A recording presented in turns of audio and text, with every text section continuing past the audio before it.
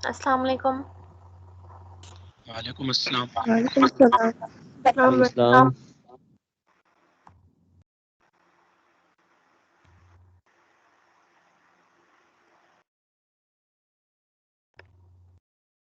Okay, is the screen visible to you? Yes ma'am. तो कल जो हमने डिस्कशन की थी वो हमने की थी मशीन कोड से रिलेटेड, या कैसे कोई असेंबलर या कोई कंपाइलर जो है वो कन्वर्ट करता है, उसमें ओपी कोड का क्या रोल होता है, आपके पास जो डिफरेंट आर्ग्यूमेंट्स होते हैं उसके लिहाज से बिट पैटर्न कैसे डिसाइड होता है, कितनी नंबर ऑफ बिट्स होंगी, इन चीज़ों को हमने डिस्कस किया था। क्विकली रिकैप करते हैं। एलडीआई इंस्ट्रक्शन और ऐड इंस्ट्रक्शन, कल हमने सिर्फ ये दो इंस्ट्रक्शंस जो हैं वो डिस्कस की थी। एलडीआई इंस्ट्रक्शन कितने बाइट्स की होती है? Ma'am 2 bytes. 2 बाइट्स की होती है, ठीक है। और जो ऐड इंस्ट्रक्शन है वो कितने बाइट्स की होती है? मैम 6 बाइट्स की। 6 बाइट्स की इंस्ट्रक्शन, ये कहाँ से लेके आए हैं आप?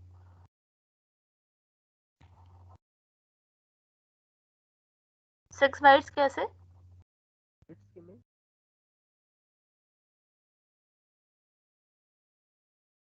सिक्स बाइट्स कैसे होती हैं?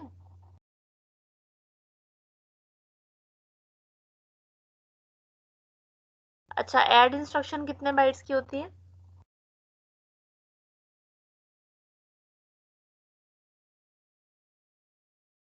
एलडीआई तो हो गई 2 बाइट्स की, ऐड इंस्ट्रक्शन कितने बाइट्स की होती है?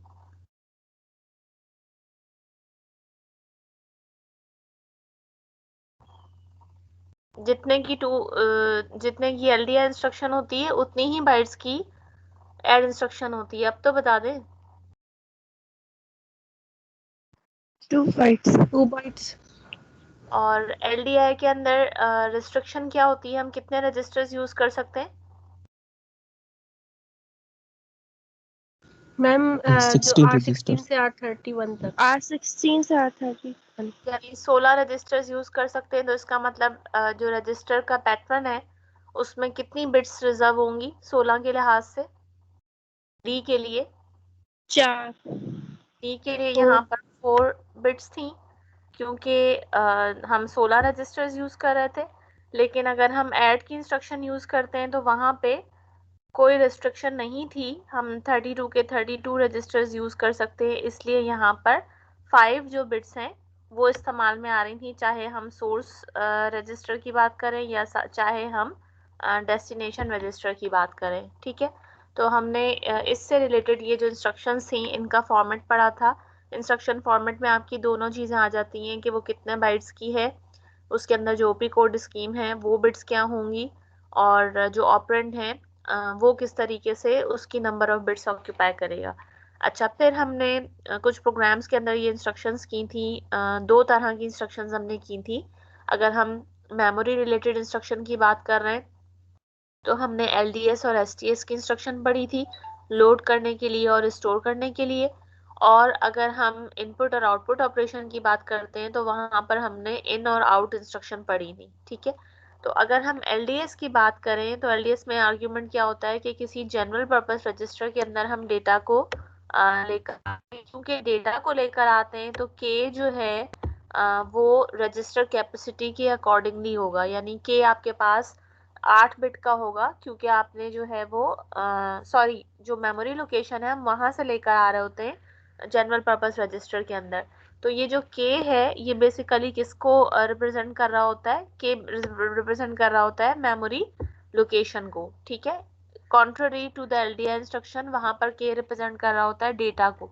तो एलडीआई के अंदर जो के होता है वो 8 बिट का होता है, और यहाँ पे जो आपके पास जो है वो मेमोरी से लोड करना है तो मेमोरी का जो एड्रेस होगा वो हमारे पास जो है वो कितनी बिट्स का होगा। इसके लिए हम ये इंस्ट्रक्शन फॉर्मेट देखते हैं कि हम मेमोरी को कहाँ तक जो है वो रिप्रेजेंट कर सकते हैं। हमने शुरू में जो इसकी सेगमेंट्स पढ़े थे तो वहां पर हमने कहा था कि जो रैम के अंदर लोकेशंस हैं, चाहे वो पहला सेगमेंट जनरल पर्पस रजिस्टर का हो गया, चाहे स्पेशल फंक्शन रजिस्टर का हो गया, या हम जो SRAM है उसको अगर मिला लें तो ये टोटल जो हमारे पास मेमोरी सेगमेंट्स थे उसमें टोटल स्पेस हमारे पास कितनी अवेलेबल थी, कहाँ तक हम जा सकते थे।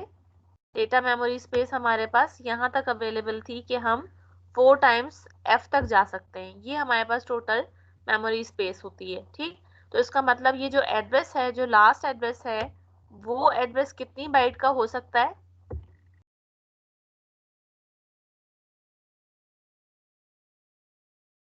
जो लास्ट एड्रेस है वो कितनी बाइट्स का हो सकता है और क्या है वो? Ma'am 12 bytes. Ma'am 16 bits, sorry 16 bits का मतलब कितनी बाइट्स?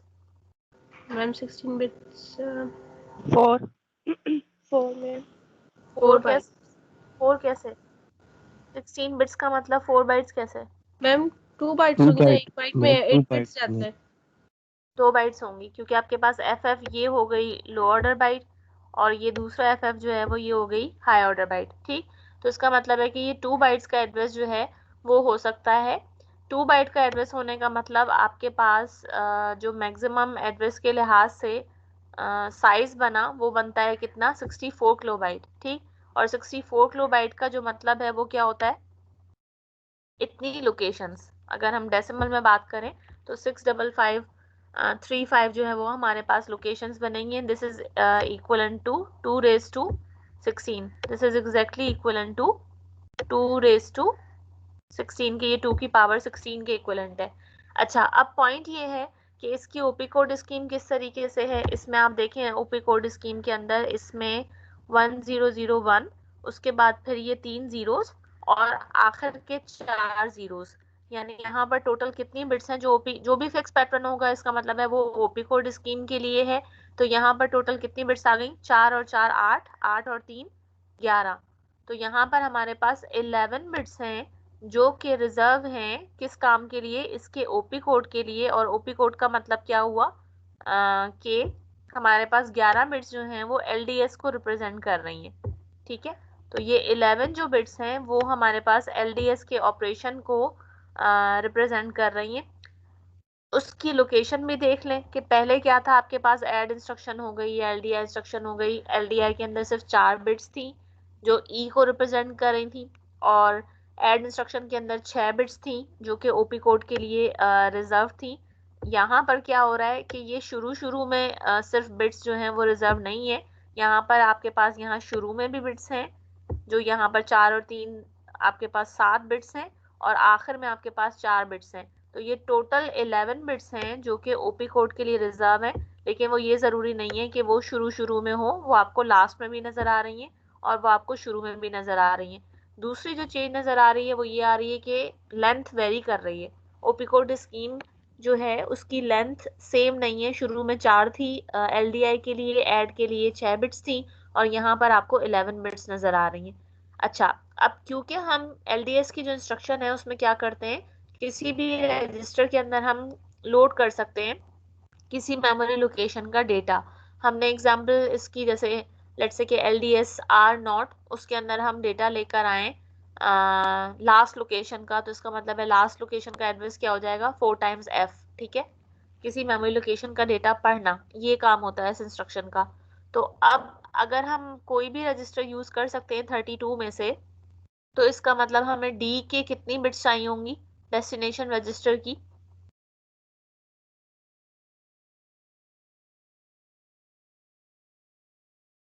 अगर चाहिए होंगी, क्योंकि हम 32 रजिस्टर्स की बात कर रहे हैं कि रजिस्टर जो है वो हमारे पास कोई भी रजिस्टर हो सकता है इन 0 से लेकर 31 तक के दरमियान का। तो इसका मतलब है कि ये 5 बिट्स हमारे पास डेस्टिनेशन रजिस्टर की हो गई। अब इस तरीके से आप देख रहे हैं कि ये 16 बिट्स तो शुरू में ही बन गई, क्योंकि 11 बिट्स ओपी कोड की हैं और 5 बिट्स जो हैं वो डेस्टिनेशन रजिस्टर की हैं। तो 16 बिट्स अगर बन गई तो इसका मतलब है 2 बाइट तो हमारी ऑलरेडी ऑक्यूपाई हो गई, लेकिन हमारी जो इंफॉर्मेशन है वो पूरी कन्वे नहीं हुई है। अगर सिर्फ 16 बिट्स होती हैं इस इंस्ट्रक्शन के लिए तो हमारी इंफॉर्मेशन पूरी कन्वे नहीं हुई है। क्यों? क्योंकि अभी तो सिर्फ हमने ओपी कोड स्कीम बताई है और रजिस्टर बताया है, हमने ये तो बताया ही नहीं है कि कौन सी लोकेशन है जिसका कि हमें डेटा लेकर आना है किसी रजिस्टर के अंदर। तो वो लोकेशन जो है उसका एड्रेस हमें इजाफी 16 बिट्स के थ्रू बताना पड़ेगा, क्योंकि ये हम कह रहे हैं कि 4 टाइम्स f तक एड्रेस जाता है, या 64 किलोबाइट की जो मेमोरी है उसको हम एक्सेस कर सकते हैं। तो हमें वो एड्रेस बताने के लिए उसके लिए बिट्स चाहिए। तो ये हमारे पास 16 बिट्स सीधी सीधी 2 मजीद बाइट्स आ गई जो कि इस काम के लिए, जिसको कि हम k से रिप्रेजेंट कर रहे हैं कि ये 16 बिट्स जो हैं वो एड्रेस बताएंगी, और एड्रेस के लिए आपने ये 16 बिट्स यहाँ पर प्लेस करेंगे। इसका मतलब कि LDS की जो इंस्ट्रक्शन है ओवरऑल वो कितने बाइट्स की हो गई? 4 बाइट की मैम। 4 बाइट की हो गई। ठीक है, इससे पहले जो हमने इंस्ट्रक्शंस देखी थी वो 2 बाइट्स की थी, लेकिन जो LDS की इंस्ट्रक्शन है और इसी तरीके से हमारे पास जो है वो STS की इंस्ट्रक्शन है, उसमें भी यही फॉर्मेट है कि वो 4 बाइट की इंस्ट्रक्शन है, क्योंकि उसके अंदर आपको OP कोड स्कीम के लिए वही 11 बिट्स चाहिए, और जिस रजिस्टर में आप स्टोर कर रहे हैं वो 32 में से कोई भी हो सकता है, तो वहां पर आपके पास जो है ये वही 5 बिट्स हैं। सिर्फ हम उसको अब क्या कह रहे हैं, सोर्स रजिस्टर कहेंगे, क्योंकि रजिस्टर का डेटा हम लोकेशन पर लेकर आएंगे, लोकेशन पे स्टोर करेंगे। यहाँ पे हम क्या कर रहे थे, लोकेशन से स्टोर करके और उसको हम किसी रजिस्टर के अंदर लोड कर रहे थे, लेकिन यहाँ पे उल्टा काम हो रहा है कि रजिस्टर का डेटा पढ़ रहे हैं और उसको किसी लोकेशन पे स्टोर कर रहे हैं। अब यहाँ पे कुछ डिफरेंसेस नोट करें कि आपकी जो OP कोड स्कीम है वो बिल्कुल वैसी की वैसी है, सिवाय एक बिट के। कौन सी बिट है जो OP कोड के अंदर चेंज है इस बिट स्कीम से? ये वाली जो मैम बिट 1 1, यानी यहाँ पर आप देख रहे हैं कि ये वाली जो बिट है ये है आपके पास यहाँ पे 0, ठीक है। और इधर आप देखें तो ये वही यही वाली जो बिट है इसका पैटर्न जो है वो यहाँ क्या हो जाता है, ये 1 है। बाकी सारा 1001, यहाँ पे भी वही 1001 है। फिर आपके पास ये जो 2 बिट्स हैं ये 00 है, यहाँ पे भी वो 00 है। सिर्फ एक बिट है, सिर्फ एक बिट के वेरी होने से आप देख रहे हैं कि यहाँ पर ये जो तीसरी बिट है ये 0 है, और यहाँ पर ये वाली बिट जो है वो 1 है।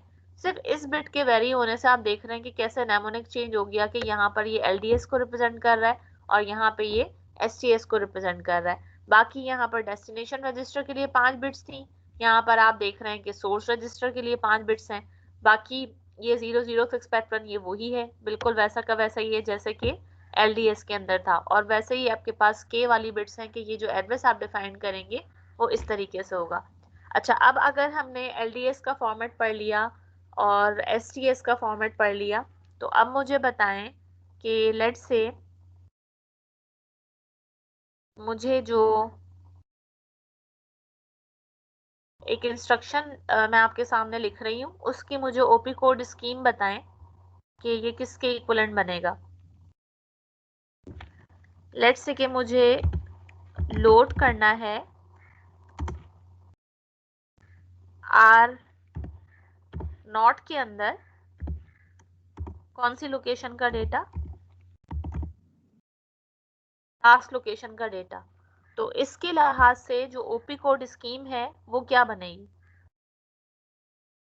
इसकी जो 4 बाइट्स हैं वो क्या बनेंगी?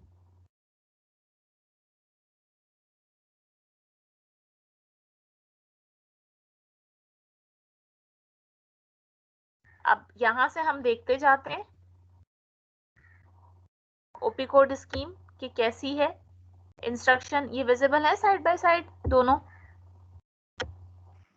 Yes ma'am. Yes ma'am. ठीक है, इसको मैं थोड़ा सा और बड़ा कर लेती हूँ। ठीक है, LDS के लिए LDS की OP कोड स्कीम क्या कहती है कि जो बिट स्कीम है वो क्या क्या है, बताते जाएं।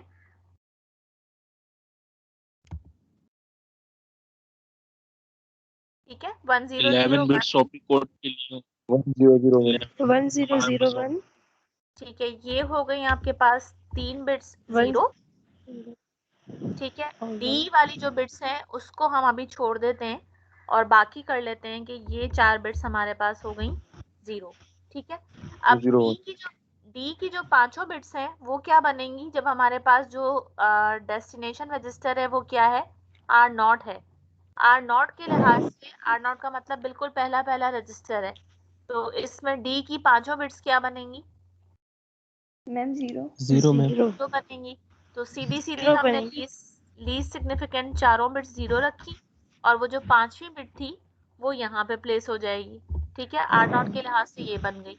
एड्रेस क्या है हमारा इस केस में, जहाँ से रीड करना है, FFFF। तो यहाँ पे क्या रखूं, सारी बिट्स के ऊपर क्या पैटर्न रखूं? FFF 1 में 1 इस होगा। तरीके से आप इसकी जो बाइनरी पैटर्न है वो रख सकते हैं कि ये आपके पास सारे के सारे 1 हो गए। अच्छा, अगर मुझे ये लोकेशन ना पढ़नी होती और सेकंड लास्ट लोकेशन पढ़नी होती, टोटल मेमोरी स्पेस में से सेकंड लास्ट मेमोरी लोकेशन का डेटा रीड करना होता R0 में, तो क्या करते हम? फिर क्या चेंज होता है इसमें? वो एड्रेस क्या होता? लास्ट के बजाय सेकंड लास्ट मेमोरी लोकेशन का एड्रेस क्या होता?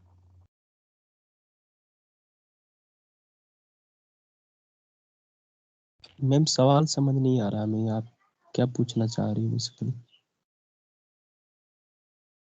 लास्ट लोकेशन का एड्रेस क्या होता है? अभी मैंने इसके टेबल में दिखाया था ना। ये होगा। हाँ, M3F ये होगा। अब ये जो कौन था जिसको सवाल समझ में नहीं आ रहा था, टेबल पे मैं जाके दिखाती हूँ आपको। मैं ये कह रही हूँ कि ये वाली जो लोकेशन थी FFF वाली, this was your last location. इससे यस एक मैम, पहले मैथ वाली जो 57 लोकेशन, मैम। जी, जी ये मैम। FFF था लास्ट लोकेशन का एड्रेस। इससे एक पहले वाली लोकेशन का एड्रेस क्या होगा?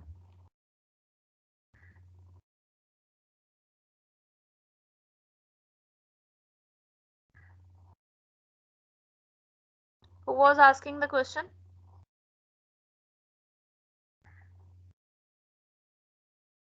ये मेरा शक 57 पे जा रहा है, पता नहीं क्यों।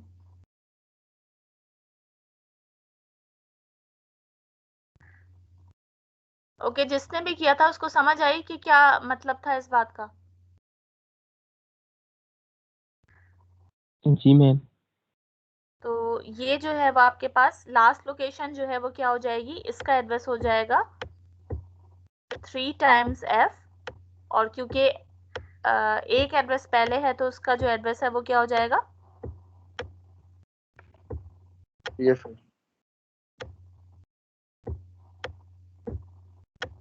ठीक है, ये एड्रेस हो जाएगा उसका FFFE। ठीक, तो जब ये FFFE हो जाएगा तो यहाँ पर आप इसको कर सकते हैं, बजाय 1 के ये हो जाएगा 0, ये वाला एड्रेस, क्योंकि सेकंड का लास्ट लोकेशन का ये एड्रेस है। ठीक है, इसी तरीके से अगर मैं रिवर्स कहती आपको कि आपने R0 में यहाँ पढ़ के लेकर आ रहे हैं ना, बजाय इसके अगर ये होता कि इस लोकेशन पर स्टोर करना है, तो स्टोर करने में क्या होता, यही इंस्ट्रक्शन जो है या उसकी जो ओपी कोड स्कीम है वो किस तरीके से बनती कि R0 का लेट से मुझे डेटा स्टोर करना है सेकंड लास्ट लोकेशन पर, तो अब ये जो इंस्ट्रक्शन है वो क्या हो जाएगी, STS हो जाएगी। और ये आपका जो है वो डेस्टिनेशन एड्रेस बन जाएगा, क्योंकि यहाँ पे आपको स्टोर करना है। इस तरीके से हो जाएगा कि R0 का डेटा आपको स्टोर करना है FFFE के ऊपर।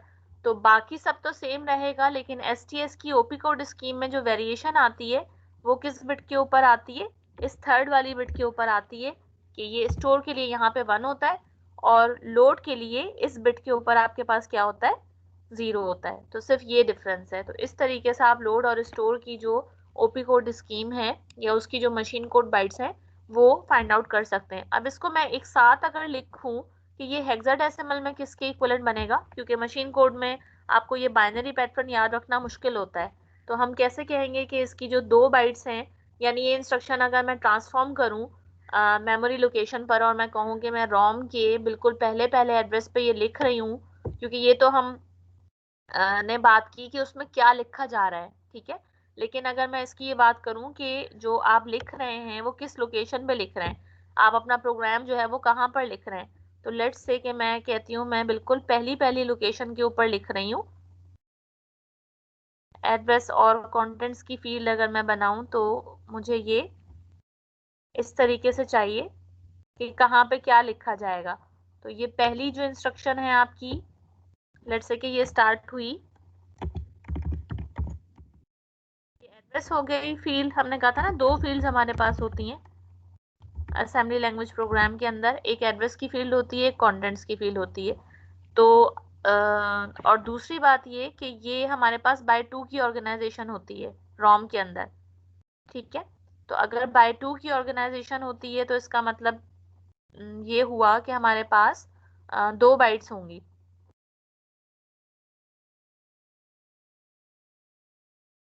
तो इसको मैं किस तरीके से लिखूंगी, रोम के अंदर ये कैसे जाके लिखा जाएगा, वैसे लिखा जाएगा कि आपके पास 000 वाला जो एड्रेस है, LDS इंस्ट्रक्शन की मैं बात कर रही हूँ। अगर LDS मैंने लिखा तो इसका मतलब है आपके पास 1 बाइट आपके पास ये हो गई, ठीक है।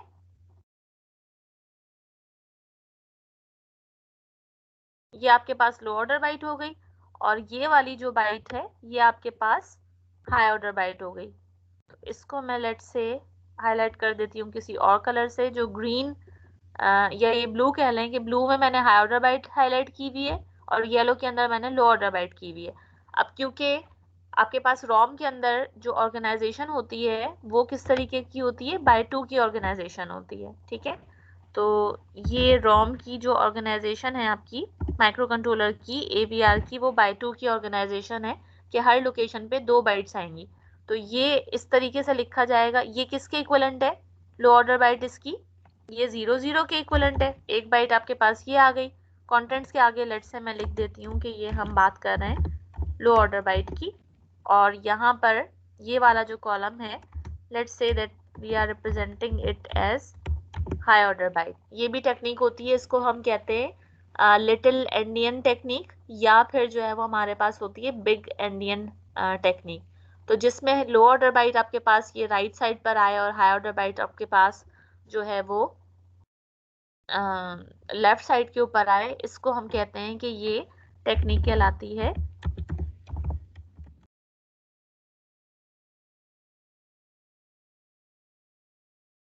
Little endian technique. इसको लिखने का तरीका कि ऐसे इसका रिवर्स होगा तो वो बिग एंडियन कहलाती है, ये लिटिल एंडियन कहलाती है।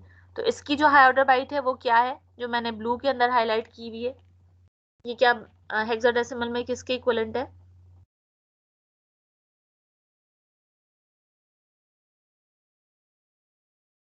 ब्लू वाला पैटर्न देख के बताएं हेक्साडेसिमल में किसके इक्विवेलेंट है।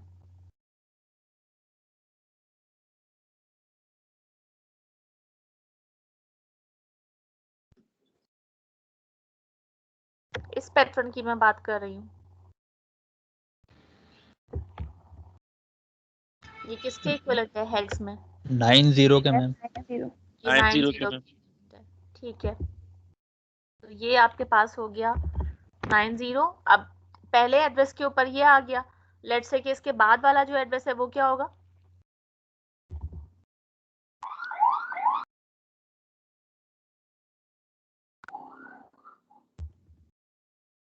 मैम 100001 001 मैम 1 आएगा, मैम 1 आएगा। तो ये आपके पास एड्रेस, इस पे मैं क्या लिखूं, इसके पैटर्न को देखकर बताएं कि यहाँ पर आपके पास ये जो 2 बाइट्स हैं वो क्या हैं। मैम 91 हो जाएगा हमारे पास। देखकर बता रहे हैं, ये आपको 91 नजर आ रहा है, ये वाली जो 2 बाइट्स हैं। मैम आपका पॉइंटर ही नजर नहीं है।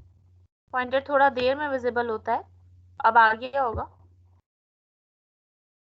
मैंने क्वेश्चन मार्क लगाया है ये इसके ऊपर, ये 2 बाइट्स जो हैं वो क्या बनेंगी, जो मुझे यहाँ पर चाहिए, इस जगह पर और इस जगह पर। अब आ रहा है पॉइंटर नजर, जी मैम, लेकिन मैम FF और FE बनेंगे, क्योंकि हमारा जो एड्रेस था और हमने इंस्ट्रक्शन में ही देखा था कि ये हमारे पास सीधा सीधा के वाली जगह पर आ जाता है, ठीक। तो ये बनेगा FF और ये बनेगा FE। ठीक। तो इस तरीके से हमारी ये जो मशीन कोड जाता है प्रोग्राम मेमोरी के अंदर या रोम के अंदर, तो वो जाके इस तरीके से लिखा जाता है, ठीक है। तो ये हमने 2 इंस्ट्रक्शन और कर ली, लोड की इंस्ट्रक्शन देखी और हमने स्टोर की इंस्ट्रक्शन देखी। इसी तरीके से हमारे पास जो इंस्ट्रक्शन होती है इन और आउट की, वो किस तरीके से काम करती है और वो कितने बाइट्स की होती है। ये रही हमारे पास इन की इंस्ट्रक्शन। अब इन की जो इंस्ट्रक्शन है वो हमारे पास होती है 2 बाइट्स की। उसमें ओपी कोड के लिए आपके पास जो है वो सिर्फ 5 बिट्स हैं। ये आपके पास 5 बिट्स हैं जो ओपी कोड के लिए हैं।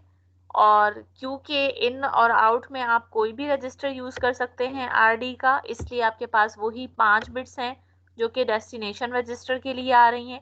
ये इंस्ट्रक्शन है जो कि इन के लिए है। ठीक, इनका मतलब है कि आपके पास ए जो है वो बिलोंग करेगा किसी भी स्पेशल फंक्शन रजिस्टर से, कि आप किसी स्पेशल फंक्शन से रजिस्टर का डेटा रीड कर रहे हैं। ठीक, तो ये स्पेशल फंक्शन रजिस्टर हो जाएगा, उससे डेटा आप किसी जनरल पर्पस में लेकर आ रहे हैं। क्योंकि स्पेशल फंक्शन रजिस्टर जो है वो हमारे पास कितने होते हैं, 64 होते हैं। तो 64 का मतलब इसके लिए कितनी बिट्स जो है वो रिजर्व होनी चाहिए एड्रेस के लिए। 64 आपको पता है कि 2 की पावर किसके इक्विवेलेंट होता है, 6 2 की पावर 6 के इक्विवेलेंट होता है। इसलिए यहाँ पर आपको जो एज नजर आ रहे हैं, इसके लिए जो बिट्स नजर आ रही हैं वो आपके पास टोटल 6 हैं। 4 आपके पास एज इस जगह पर है और 2 जो हैं वो इस लोकेशन के ऊपर या इन बिट लोकेशन के ऊपर है। तो इस तरीके से ये आपके पास 6 बिट्स हैं जो कि एड्रेस के लिए रिजर्व है स्पेशल फंक्शन रजिस्टर की। तो अगर ये हमने देखा था कि इन और आउट में जैसे हमने किया था स्टैक पॉइंटर की हायर बाइट है या स्टेटस रजिस्टर है, तो उसको अगर हम कन्वर्ट करके लिखें तो हम इन इंस्ट्रक्शन या आउट इंस्ट्रक्शन में उसका एड्रेस निकाल सकते हैं। लेट्स से कि मैं इसका जो टेबल है। एक्सक्यूज मी मैम, जी मैम आपकी आवाज़ लेग कर रही है शायद, या हमारे यहाँ इशू है या आपके यहाँ इंटरनेट का, तो समझ ही कम आ रहा है हमें तो। ये काफ़ी बाकी लेगिंग हो रही है। 1 मिनट, बाकी स्टूडेंट से मैं पूछूं, बाकियों के साथ आ रही है ये प्रॉब्लम? मैम नहीं सही नो मैम, मैम सही आ रही सही है आ आवाज। रही है नो आपकी आवाज। मैम सही आ रही आपके है। पास सही है, आपके पास मसला है। ओके मैम, देन हम रिकॉर्डिंग देख लेंगे। तो अच्छा, अब मुझे इसमें से देखकर बताएं। लेट्स से कि मुझे जो पढ़ना है, पिन ए रजिस्टर ले लेते हैं, ये आपका जाना पहचाना हो गया। पिन ए रजिस्टर जो है वो कौन सा रजिस्टर होता है, पोर्ट ए से डेटा आएगा और वो पिन ए में आके स्टोर होगा। ठीक है, इसको मुझे पढ़ना है, पिन ए रजिस्टर को मुझे पढ़ना है। पढ़ने का मतलब मुझे इन इंस्ट्रक्शन यूज करनी होगी। ठीक है, ये जो पिन ए रजिस्टर है इसके लिए जो इंस्ट्रक्शन यूज होगी वो इनकी होगी। लेकिन इनकी इंस्ट्रक्शन कैसी इंस्ट्रक्शन होती है, इनपुट आउटपुट रिलेटेड इंस्ट्रक्शन होती है। तो जब इनपुट आउटपुट रिलेटेड इंस्ट्रक्शन होती है तो हम कौन सा एड्रेस यूज करते हैं, इनपुट आउटपुट वाला यूज करते हैं या मेमोरी वाला यूज करते हैं? 2 कॉलम्स है ना, इसमें से हम कौन सा वाला एड्रेस यूज करते हैं, आईओ वाला यूज करेंगे या ये मेमोरी वाला यूज करेंगे?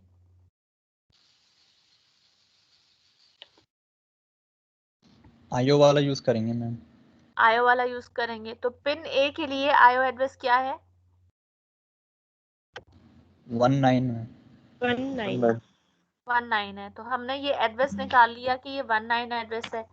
तो इंस्ट्रक्शन क्या बनेगी? मैम आई इन IN और बनेगी।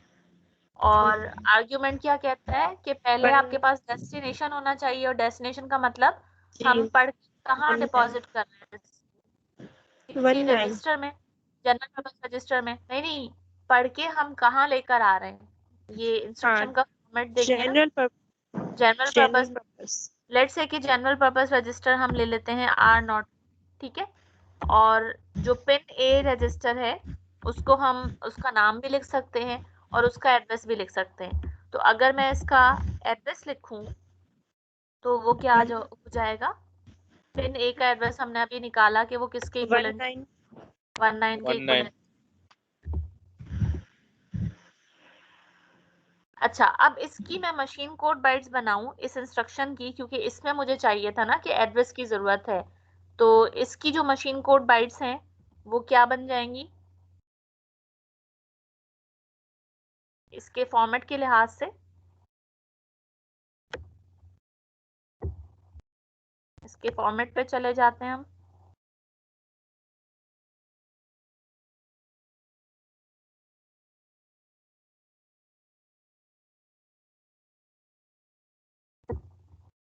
तो इसके फॉर्मेट के अंदर हमारे पास क्या है, 1011 है पहले, मैम तो आर नोट है तो 00 हो जाएगा हमारे शुरुआत में रजिस्टर। सबसे पहले तो हम क्या लिख रहे होते हैं, ओपी कोड स्कीम लिख रहे होते हैं ना। Yes ma'am 1011। इसकी ओपी कोड स्कीम यहाँ से उठाऊं, ठीक है, तो ये बनी 111, ठीक है। और ओपी कोड स्कीम के अंदर ये 5वीं बिट भी है जो कि फिक्स्ड है 0। ये मैंने यहाँ से उठाई है देख करके, ये आपके पास 1011 है, और सॉरी ये तो इन इंस्ट्रक्शन की है, 1011 हो गई और 0 हो गई, ठीक है। ये फिक्स पैटर्न हमने रख दिया। अच्छा, अब इसके बाद 2 बिट्स हैं एड्रेस की यहाँ पर इस वाली सेकंड निबल के अंदर, और लीस्ट सिग्निफिकेंट जो एड्रेस की बिट्स हैं वो कहाँ पर हैं, इस पोजीशन के ऊपर है, यहाँ पर 4A यहाँ पर आ रहे हैं, 2A यहाँ पर आ रहे हैं, और बाकी बीच में जो बिट्स हैं वो सारी की सारी D के लिए हैं। तो R0 के लिहाज से D का पैटर्न क्या बन जाएगा, 4 0 यहाँ पे आ जाएंगे, ठीक है, इस R0 के लिहाज से। और 5वां जो 0 है वो कहाँ पर आ जाएगा, वो इसकी ये वाली जो बिट है इसमें आएगा। अब हमें यहाँ से निकालना है कि ये 2 जो A है वो क्या बनेंगे, और जो लीस्ट सिग्निफिकेंट साइड के ऊपर जो बिट्स बननी है वो क्या बनेंगी, ये जो लीस्ट सिग्निफिकेंट साइड के ऊपर A की बिट्स हैं वो क्या बनेंगी, ये हमें डिटरमाइन करना है। तो ये कैसे पता चलेगा, क्योंकि जो हमारा एड्रेस है वो क्या है 19, ठीक है। तो ये जो 19 आपके पास हेक्साडेसिमल एड्रेस है ये किसके इक्विवेलेंट हो जाएगा, इसको मैं मुझे कितनी बिट्स में लेकर आना है, इसे 6 बिट्स में लेकर आना है। तो 6 बिट्स का मतलब इस 1 को अगर मैं तोड़ूं, वैसे आपके पास जो 1 है वो इसके इक्विवेलेंट होता है और 9 इसके इक्विवेलेंट होता है। अब इसमें से मुझे 6 बिट्स चाहिए, तो इन 2 बिट्स को अगर मैं गायब कर दूं तो मेरी इस वैल्यू पे कोई फर्क पड़ेगा, नो नो मैम। मैम नहीं पड़ेगा। और 6 बिट्स का जो पैटर्न है इसका मतलब है 64 रजिस्टर्स के लिए ज्यादा से ज्यादा ये 6 की 6 बिट्स क्या हो जाएंगी, सारी की सारी 1 हो जाएंगी, ठीक। पिन ए का एड्रेस यानी आपके पास क्या बन गया, ये जो 19 था ये आपके पास पिन ए का एड्रेस है। अब इसमें से जो 4 बिट्स हैं ये 000 वाली, ये आपके पास लीस्ट सिग्निफिकेंट है according to the OP code scheme. तो आप यहाँ पे इसको लिख देंगे 1001, ये आपके पास यहाँ से आई, और बाकी जो 2 बिट्स हैं ये 01 वाली, ये कहाँ पे जाके पुटअप हो जाएंगी,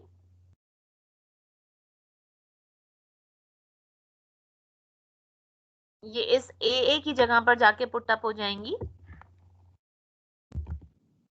01, क्योंकि ये आपके पास इसकी 2 कौन सी बिट्स थी, मोस्ट सिग्निफिकेंट बिट्स थी, ये जाके यहाँ पे पुटअप हो गई, ठीक। तो इस तरीके से हमने क्या किया, ये हमने 2 जो बिट्स थी वो यहाँ पे पुटअप कर दी AA की, और बाकी जो ये 4 बिट्स थी ये हमने इस जगह पर पुटअप कर दी AA की। तो जिस तरह से हमने ये इन की इंस्ट्रक्शन की है, बिल्कुल इसी तरीके से आउट की इंस्ट्रक्शन होती है, और आउट की इंस्ट्रक्शन के अंदर भी जो है सिर्फ और सिर्फ एक बिट होगी जो कि चेंज होगी इन वाली फॉर्मेट से। किस तरीके से आप यहाँ पे देखें, ये किसके इक्विवेलेंट था 1011, और यहाँ पे 0 था इन इंस्ट्रक्शन के अंदर, ठीक। अगर हम आउट इंस्ट्रक्शन के अंदर देखें तो ये आपके पास 1011 वही सेम है, और यहाँ 0 था तो यहाँ पे क्या आ रहा है, यहाँ पे 1 आ रहा है, सिर्फ वेरिएशन आपको यहाँ पे नजर आ रही है। तो जो मिलती जुलती इंस्ट्रक्शन होती है उसमें सिर्फ एक बिट पैटर्न के चेंज होने से आपका ओपी कोड चेंज हो जाता है, और ओपी कोड चेंज होने का मतलब ऑपरेशन कोड चेंज हो गया, ऑपरेशन कोड चेंज होने का मतलब कि आपका जो नेमोनिक है या जो इंस्ट्रक्शन है वो चेंज हो गई, ठीक। तो मैं आउट इंस्ट्रक्शन नहीं दिखा रही कि बिल्कुल उसी तरह का फॉर्मेट है जिस तरह से इनका था। बस एक लास्ट एग्जांपल हम करते हैं जंप वाली, उसके बाद फिर हम थोड़े से प्रोग्रामिंग लॉजिक के ऊपर आते हैं या प्रोग्राम बनाने के ऊपर आते हैं कि यूटिलाइजेशन इनकी इन इंस्ट्रक्शंस की किस तरीके से होगी। एक इंस्ट्रक्शन होती है जंप इंस्ट्रक्शन। जंप इंस्ट्रक्शन का मतलब होता है, आप प्रोग्राम में कहते हैं, जैसे गो टू होती थी C++ के अंदर, या जब आप लूपिंग कर रहे होते थे तो उसके अंदर आपने वाइल का लूप लगाया हुआ होता था या फॉर का लूप लगाया हुआ होता था। तो जब हम असेंबली लैंग्वेज के अंदर प्रोग्राम बनाते हैं तो वहां पर हम लूपिंग का जो स्ट्रक्चर क्रिएट करते हैं वो जंप इंस्ट्रक्शन की मदद से करते हैं। जब आप फॉर का लूप लगाते थे या वाइल का लूप लगाते थे तो ये जो आपके पास स्ट्रक्चर्स होते थे इनको हम कहते थे कि ये कंडीशनल स्ट्रक्चर्स हैं, जिसको आप कहते थे कंट्रोल स्ट्रक्चर्स हैं। ठीक, कंडीशनल का मतलब जिसमें कोई कंडीशन चेक की कि आई 5 से कम है जब तक लूप चलता रहे, वाइल लगा दिया। या फॉर के लूप में आपने i इज इक्वल्स टू 0 से स्टार्ट किया और i इज लेस देन 5 वहां तक आप लेकर गए, तो ये कंडीशन चेकिंग कर रहे होते थे। तो हमारे पास जंप इंस्ट्रक्शन कंडीशनल भी होती है और अनकंडीशनल भी होती है। अगर मैं कहूँ कि मुझे वाइल लूप अनकंडीशनल बनाना है तो फिर आप क्या करते थे उसमें?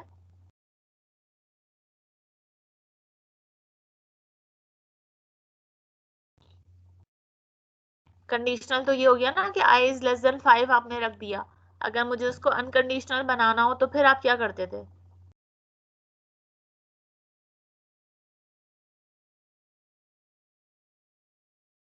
आंसर नहीं आ रहा है या क्या मसला है?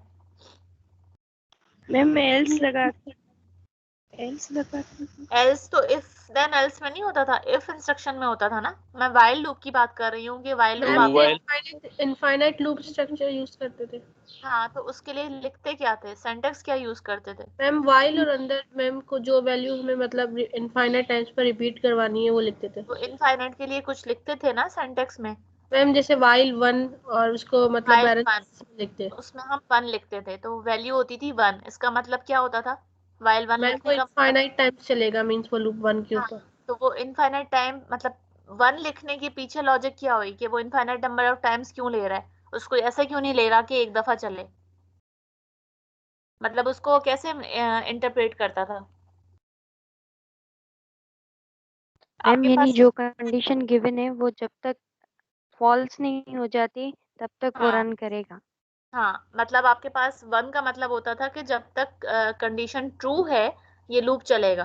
1 क्योंकि हम कह रहे होते हैं कि ट्रू कंडीशन को रिफ्लेक्ट करता है और 0 कहते हैं हम फॉल्स की कंडीशन को रिफ्लेक्ट करता है, तो इसीलिए वो वाइल का 1 का मतलब आपने उसको ऑलवेज ट्रू दे दिया है। ठीक, तो हमारे पास इसी तरीके से जंप इंस्ट्रक्शन से हम दो तरह के स्ट्रक्चर बना सकते हैं, एक कंडीशनल बना सकते हैं, एक अनकंडीशनल बना सकते हैं, जो कि हम इसके आगे के प्रोग्राम्स में देखेंगे कि हम इसको कैसे यूटिलाइज कर सकते हैं लूपिंग या वाइल स्ट्रक्चर क्रिएट करने के लिए। अभी हाल फिलहाल आप इसका फॉर्मेट देखें कि इसके लिए जो नेमोनिक होता है वो होता है JMP। ठीक है, ये आपके पास हो गया इसका नेमोनिक, जिससे इसकी ओपी कोड स्कीम बनेगी। और जंप करके कहाँ जाए, क्योंकि जब हम प्रोग्राम लिखते हैं तो हम मेमोरी लोकेशन में लिखते हैं और मेमोरी लोकेशन का मतलब ये है कि मेमोरी लोकेशन को आइडेंटिफाई हम किसकी वजह से करते हैं, किसकी मदद से करते हैं, एड्रेस की मदद से करते हैं। तो यहाँ पे जो K है वो आपके पास क्या चीज है, एड्रेस है। ठीक है, अब क्योंकि इसकी जो ओपी कोड स्कीम है उसके अंदर चले, ओपी कोड के लिए आपके पास ये जो बिट्स हैं ये रिजर्व हैं, यानी 4 और 3 7, 7 और 3 आपको कितनी बिट्स मिल गई, 10 बिट्स मिल गई। ठीक है, 10 बिट्स तो आपके पास इस काम के लिए रिजर्व हो गई, किसके लिए, ओपी कोड के लिए। बाकी जितनी बिट्स हैं, जो बची हुई बिट्स हैं, वो आपके पास रिजर्व हैं इसके एड्रेस के लिए। तो अगर जो बची हुई बिट्स हैं, जाहिर सी बात है कि अब ये आपके पास टोटल कितने बाइट की इंस्ट्रक्शन है, जो आपको यहाँ पे बॉक्सेस नजर आ रहे हैं, इससे क्या अंदाजा हो रहा है कि कितने बाइट्स की इंस्ट्रक्शन है? 4 बाइट की है मैम। 4 बाइट्स। 4 बाइट की है। ठीक है, 4 बाइट की इंस्ट्रक्शन अगर कोई होती है तो इसका मतलब कि उसमें कितनी बिट्स हैं total on the whole? 32 bits है मैम। 32 बिट्स हैं। ठीक है, 32 में से आपने कितनी बिट्स हैं जो कि ओपी कोड के लिए रिजर्व कर दी? 10 मैम। ठीक है, तो अब कितनी बिट्स बची? 32 तो आपके 22। पास टोटल में से 22 10 चली गई, तो अब 22 बिट्स बची जो कि आपके पास किस चीज के लिए है, इस एड्रेस के लिए आपके पास 22 बिट्स हैं। के वाली जो बिट्स हैं वो बची हैं 22। तो अगर इन्होंने 22 बिट्स रिजर्व की हुई हैं तो इसका मतलब तो मेमोरी का साइज बढ़ गया। मेमोरी का साइज बढ़ने का मतलब हमारे पास जो टोटल डेटा मेमोरी स्पेस थी वो तो थी 64 किलोबाइट की, ठीक है। लेकिन 64 किलोबाइट हमारे पास कब था, जब हमारे पास 16 बिट्स थी, क्योंकि 2⁻16 जो था वो हमारे पास इक्विवेलेंट होता है किसके,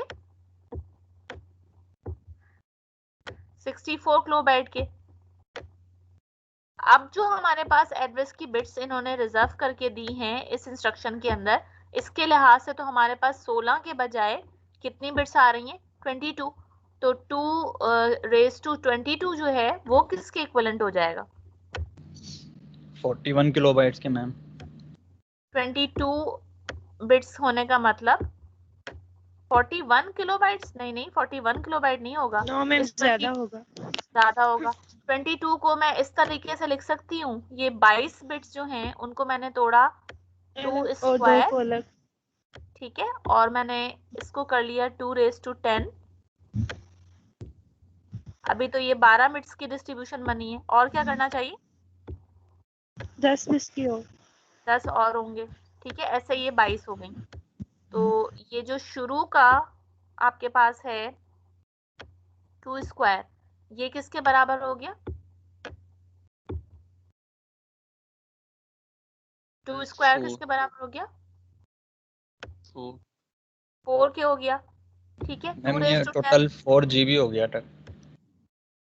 नहीं, जीबी भी नहीं होगा, ये 10 4 2 MB, sorry ma'am 4 MB, sorry 4 MB हो गया, 4 मेगाबाइट्स।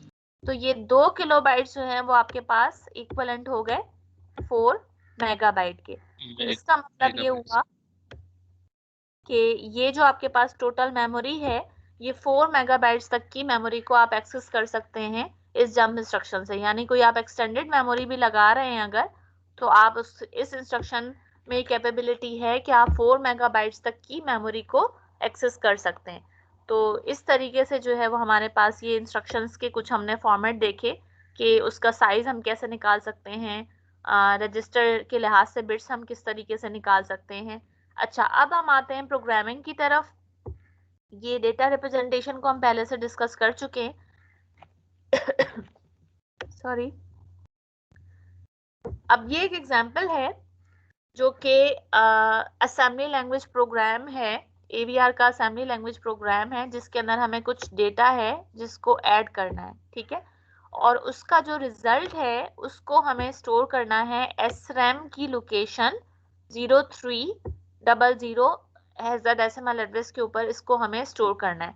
तो अगर आपको प्रॉब्लम स्टेटमेंट दी हुई हो और डेटा दिया हुआ हो तो आपने खुद से प्रोग्राम बनाना है। अभी तो हम सीख रहे हैं, तो लेट्स से कि प्रोग्राम लिखा कैसे जाता है, यानी पूरा बाकायदा प्रोग्राम हम कैसे लिखेंगे। हमने डिफरेंट इंस्ट्रक्शंस को अलग अलग पढ़ा, अब हम इसको कंबाइन करते हैं कि कंबाइन करके हम प्रोग्राम कैसे बनाएंगे। पहली बात ये कि जब हम असेंबली लैंग्वेज प्रोग्राम लिखते हैं तो उसके अंदर जो है वो आपके पास कुछ फील्ड्स होती हैं। फील्ड्स का मतलब ये वाली जो फील्ड है आपके पास LDI, ऐड और LDI वगैरह, इसको हम कहते हैं, बल्कि मैं इसका एक टेबल बना के आपको बताती हूँ कि जो असेंबली लैंग्वेज हमने प्रोग्राम अगर हम बना रहे होते हैं तो इसमें होती हैं 4 फील्ड्स। वो 4 फील्ड्स कौन सी होती हैं या उनके नाम क्या होते हैं?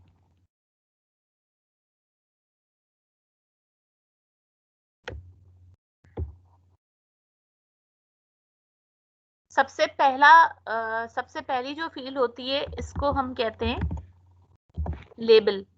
लेबल का मतलब जैसे हम गो टू की इंस्ट्रक्शन में बता रहे होते थे कि कहाँ पे जाए, तो ये चीज जो है वो कहलाती है लेबल।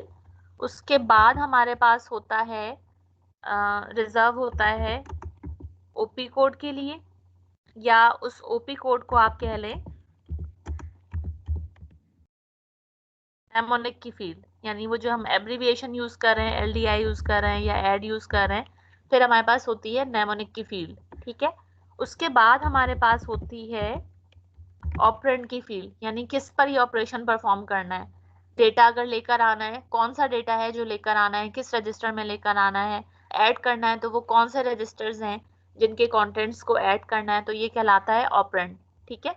और फिर हमारे पास लास्ट जो फील्ड होती है वो होती है कमेंट्स की फील्ड।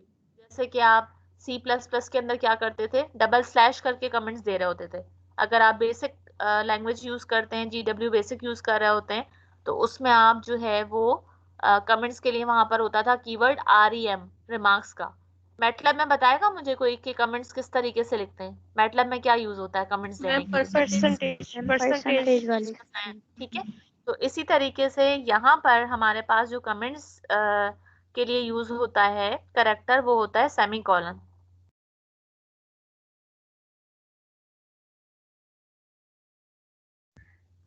अच्छा, अब मुझे कोई इंस्ट्रक्शन देनी है। लेट्स से कि मैंने कहा मेरे प्रोग्राम की बिल्कुल पहली पहली इंस्ट्रक्शन है, तो उसको मैं लेबल करना चाहती हूँ कि याद रहे।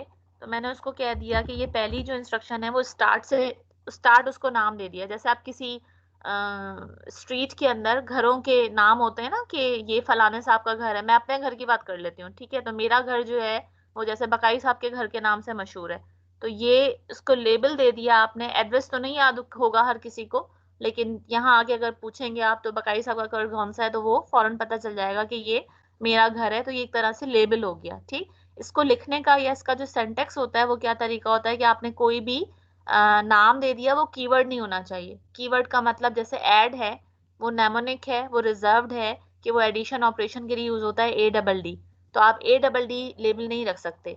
इसी तरीके से सबट्रैक्ट के लिए SUB यूज होता है, तो आप यहाँ पर SUB उसको लेबल नहीं दे सकते। लेबल में आप जैसे फंक्शन के कीवर्ड्स होते हैं उनको नहीं यूज कर सकते, रिजर्व वर्ड्स यानी आप यूज नहीं कर सकते। तो लेबल की फील्ड हम देते हैं और उसके साथ हम लगाते हैं कॉलन का साइन, ठीक है। So this is the part of the syntax, कि ये सेंटेक्स का हिस्सा है कि लेबल के बाद हमेशा आप कॉलम स्पेसिफाई कर रहे होते हैं। अच्छा, ये जो लेबल है आपके पास, ये ऑप्शनल होता है, जरूरी नहीं है कि आप लेबल दें। आपकी मर्जी है कि आप लेबल दें या ना दें, लेकिन जहां पर आपको जंप इंस्ट्रक्शन अगर यूज करनी होगी तो वहां पर आपको लेबल देना पड़ेगा कि जंप करके जाए, तो आप उसके नाम से बता रहे होंगे कि किस जगह पर जाए, ठीक है। अच्छा, स्टार्ट हो गया। उसके बाद फिर जो नेमोनिक है, नेमोनिक का मतलब लेट्स से कि मेरी जो इंस्ट्रक्शन है वो हमने अभी कुछ इंस्ट्रक्शंस पढ़ी, तो हम लेट्स से कर लेते हैं कि हम यहाँ पे LDI की इंस्ट्रक्शन यूज कर लेते हैं कि लोड करना है, ठीक है, इमीडिएट डेटा लोड करना है। अब वो क्या लोड करना है? लेट्स से मैंने कहा कि R16 के अंदर जो मुझे डेटा लोड करना है वो करना है 08, ये लेकर आना है मुझे R16 में। तो ये मेरा डेटा हो गया, ये मेरे ऑपरेंड्स हो गए कि मुझे क्या लोड करना है और कहाँ लोड करना है, ठीक। तो ये ऑपरेंड की फील्ड हो गई। तो जो नेमोनिक और ऑपरेंड की फील्ड है ये कंपलसरी होती है, बाकी लेबल की फील्ड और जो कमेंट्स की फील्ड है ये आपके पास ऑप्शनल होती है, कि आपकी मर्जी है कि आप इसको यूज करें, आपकी मर्जी है कि आप इसको यूज ना करें। कमेंट लिखने का तरीका क्या होता है? अब मैं इसको यानी वेल डॉक्यूमेंटेड प्रोग्राम वो कहलाते हैं जिसमें आपने कमेंट्स भी शामिल किए हो, क्योंकि बाद में किसी वक्त आपने प्रोग्राम उठा के देखा तो आपको नहीं याद आएगा कि ये आपने क्यों किया था। इसके अंदर 16 किया, R16 यूज किया, तो क्यों किया है। लेट्स से कि मैं कोई मल्टीप्लिकेशन का प्रोग्राम बना रही हूँ और वो मैं बना रही हूँ ऑल्टरनेट लॉजिक से, यानी मुझे 3 को मल्टीप्लाई करना है 2 से, तो इसका मतलब मुझे क्या करनी पड़ेगी, रिपीटेड एडिशन करनी पड़ेगी अगर मेरे पास मल्टीप्लाई की इंस्ट्रक्शन नहीं है। बाद में किसी वक्त मैं उठा के वो प्रोग्राम देखूंगी तो मुझे याद ही नहीं रहेगा मैंने R16 में 3 क्यों लोड किया था, R17 के अंदर मैंने 2 क्यों लोड किया था। हालांकि उसका एक पर्पस था कि मुझे 3 को 2 टाइम्स ऐड करना है, इसलिए मैंने 3 लोड किया, और इसलिए मैंने 2 लूप चलाने के लिए जो काउंटर वेरिएबल है वो एक रजिस्टर ले लिया, उसमें मैंने 2 लोड किया। तो आप इसको कमेंट कर सकते हैं कि यहाँ पर कमेंट करने का तरीका ये होता है कि सेंटेक्स में होता है सेमीकोलन। जैसे वहां पर मैटलैब के अंदर परसेंट साइन होता है, जैसे आपके पास जो है वो C++ में स्लैश होते हैं, 2 स्लैशेस आप यूज करते हैं, इसी तरीके से यहाँ पर कमेंट से स्टार्ट करने के लिए क्या होता है, सेमीकोलन। सेमीकोलन जो है वो लिखने का मतलब क्या होता है कि इसके बाद की जो भी आपने वर्डिंग लिखी है उसको असेंबलर या कंपाइलर इग्नोर कर देगा, उसको ट्रांसलेट नहीं करना। ट्रांसलेट करने वाली चीज सिर्फ क्या होगी, आपके पास ये नेमोनिक और ऑपरेंड वाली फील्ड होगी जिसको कि वो ट्रांसलेट करेगा, ठीक है। तो कमेंट से मैं लेट्स से कि इसमें कह देती हूँ कि मुझे डेटा लोडिंग करनी है इन, ठीक है, R16 के अंदर जो है वो मुझे कोई डेटा लोड करना है। ये मैंने अपनी अंडरस्टैंडिंग के लिए लिख के रख लिया कि मैं इसमें क्या कर रही हूँ, इसका जो है वो पर्पस क्या है। तो आपके पास ये कॉलन साइन ये सिंटैक्स का हिस्सा है और इसी तरीके से जो ये सेमीकोलन है ये सिंटैक्स का पार्ट है। तो ये हमारे ये किसकी फील्ड्स हैं? ये जो मैंने 4 फील्ड्स बताई हैं ये किसकी फील्ड्स हैं? असेंबली लैंग्वेज प्रोग्राम की फील्ड्स हैं कि ये आपके पास 4 फील्ड्स होती हैं। ठीक, अगर हम मशीन कोड की बात करते हैं, मशीन कोड कह लें या जिसको हम क्या कहते हैं बाइनरी कोड कह लें, और इसका एक और नाम है कि जिसको हम सोर्स कोड, हम जो प्रोग्राम है आपका जिस लैंग्वेज में उसको भी कह रहे होते हैं। तो मशीन कोड की या हेक्स कोड की या बाइनरी कोड की, इसकी हमारे पास सिर्फ 2 फील्ड्स होती हैं। ये हम पीछे पढ़कर आए और इसको हमने लिखने का तरीका भी देखा था। वो 2 फील्ड्स कौन सी होती हैं? इनके नाम बताएं। एड्रेस, हाँ, मैम और नेमोनिक और एड्रेस। नेमोनिक नहीं, नेमोनिक नहीं होता है। ठीक हो मैम।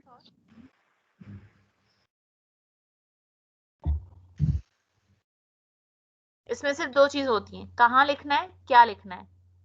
तो Content. क्या कंटेंट्स। तो मशीन कोड के अंदर आपके पास सिर्फ जो है वो 2 फील्ड्स होती हैं, ये बाकी सारी चीजें जो है वो नहीं होती जो आपके पास असेंबली लैंग्वेज के अंदर होती हैं। तो इसी नोटेशन को हम यूज करें। प्रोग्राम कहाँ गया हमारा? प्रोग्राम ये रहा। तो इसी नोटेशन को अगर हम यूज करें तो हम किस तरीके से करते हैं इसको कि प्रोग्राम लिखना है। अच्छा, हम प्रोग्राम लिखते हैं तो प्रोग्राम के अंदर हमारी क्या होती हैं? प्रोग्राम के अंदर हम दे रहे होते हैं इंस्ट्रक्शंस, क्योंकि सेट ऑफ इंस्ट्रक्शंस जो हैं वो हमारा बनाता है कि ये प्रोग्राम बन गया। इंस्ट्रक्शंस के अलावा एक और कॉन्सेप्ट होता है डायरेक्टिव्स का, जिनको हम कहते हैं प्री प्रोसेसर डायरेक्टिव्स। आपने सी लैंग्वेज के अंदर या C++ के अंदर भी जो है वो प्री प्रोसेसर डायरेक्टिव्स यूज किए हुए हैं।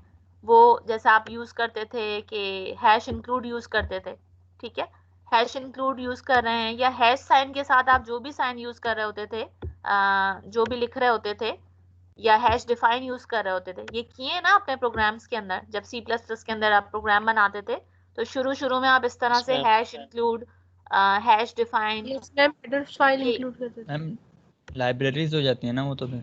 हाँ, लेकिन ये हमेशा सिर्फ लाइब्रेरी के लिए नहीं होता, इसमें बहुत सारे और भी प्री प्रोसेसर डायरेक्टिव होते हैं। तो ये जो चीज आप दे रहे होते थे हैश साइन के साथ, हैश डिफाइन करके, या जो है वो आप हैश इंक्लूड करके, हैश इंक्लूड का मतलब क्योंकि उसमें इंक्लूड लिखा होता था तो इसका मतलब है कि आप लाइब्रेरी फाइल को इंक्लूड कर रहे हैं, हेडर फाइल को इंक्लूड कर रहे हैं, ठीक। लेकिन अगर आप हैश डिफाइन यूज करते थे तो डिफाइन जो है वो आपकी हेडर फाइल को या लाइब्रेरी फाइल को इंक्लूड नहीं करता था।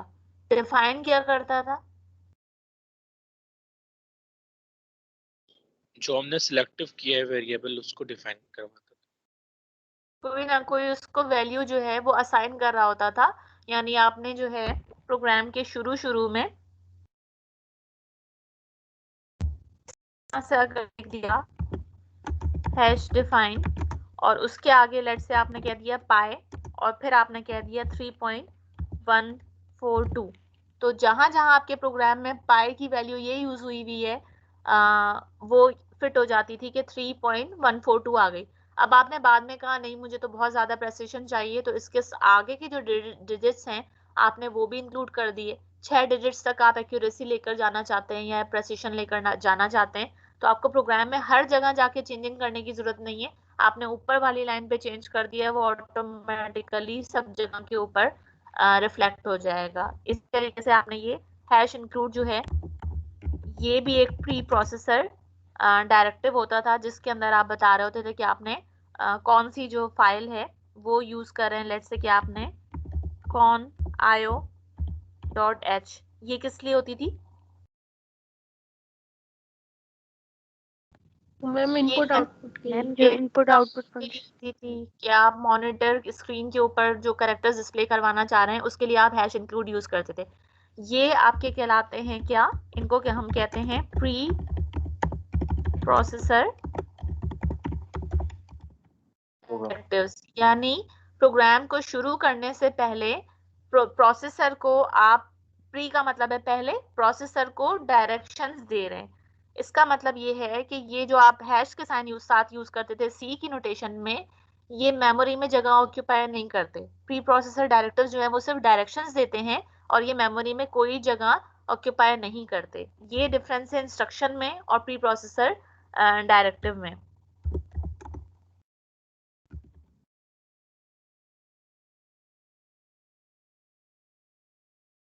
जबकि जो आपकी इंस्ट्रक्शन होती है वो स्पेस ऑक्यूपाई करती है, जो कि हम देख कर आए हैं अभी।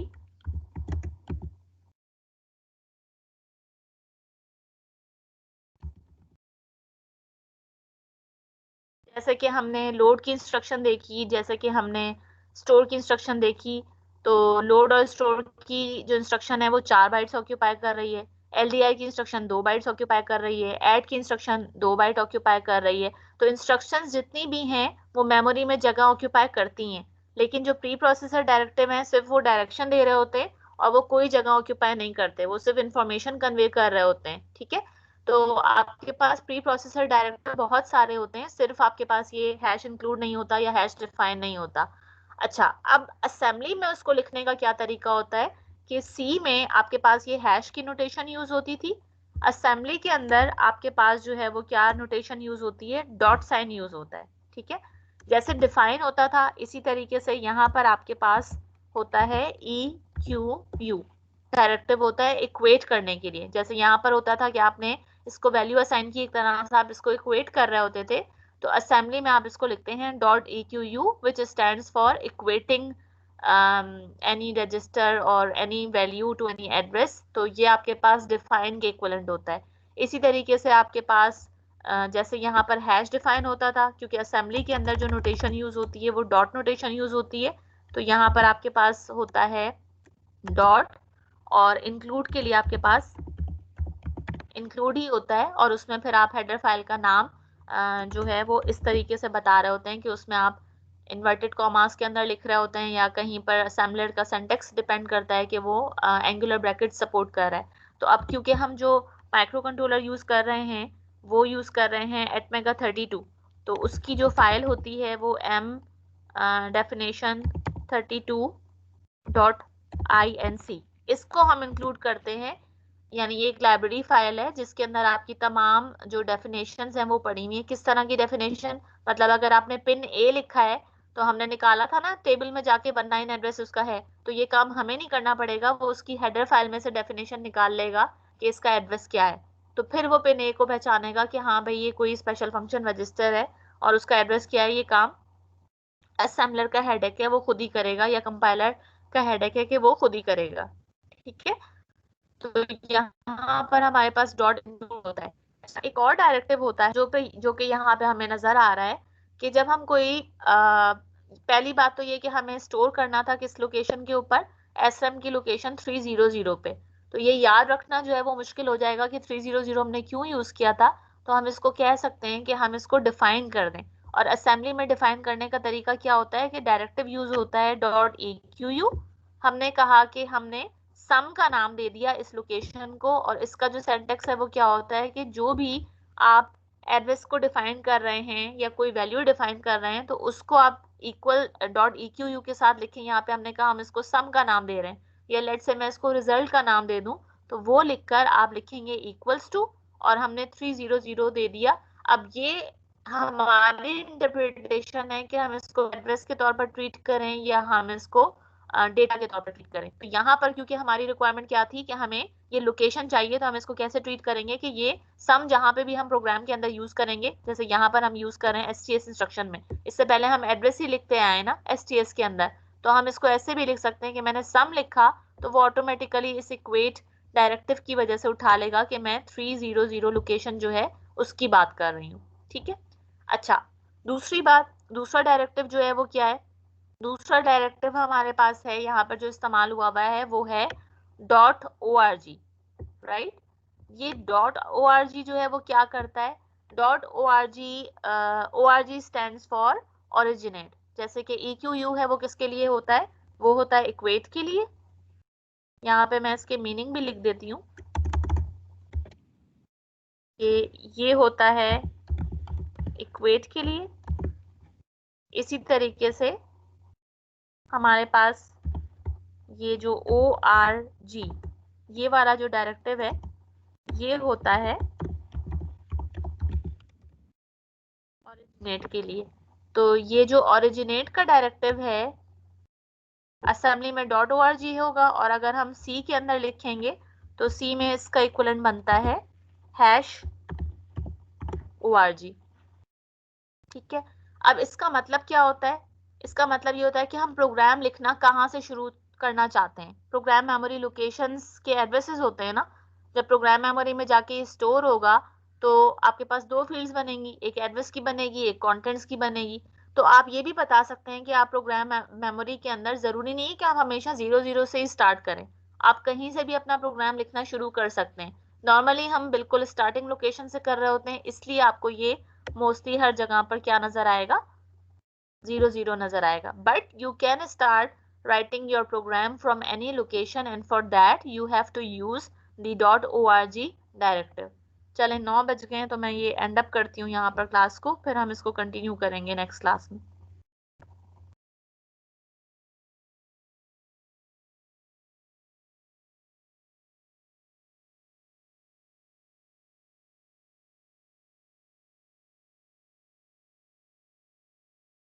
Okay, now you can leave for the next class.